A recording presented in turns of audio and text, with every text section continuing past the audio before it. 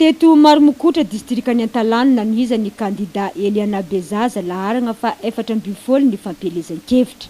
Averina ny politika ny PSD atsaraina.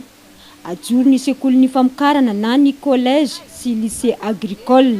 Atsangana ny service civique hiaro ny vahoaka any ambanivohitra. Hampianatra azy ireo ny lafy ny famboliagna sy ny fiompiagna. Reny hitindra atsika, hitondra mofo, hitondra vary, hitondra siramamy, hitondra zavamamosokina, zay no mety amintsika malagasy. Amin'ny andra ke izany, tamin'ny fotoanan'ny papa zany mbola nitondra ratsy maro ny andra ke hi.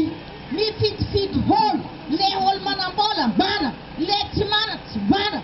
Nefa tamin'ny andro taloha mitovy vidin-draha jiaby, na vary fotsy hoaniny tsy mampalahelo fa nao misy bola. Anay koa zay vehivavy mba hitondra anasoany ty Madagasikara.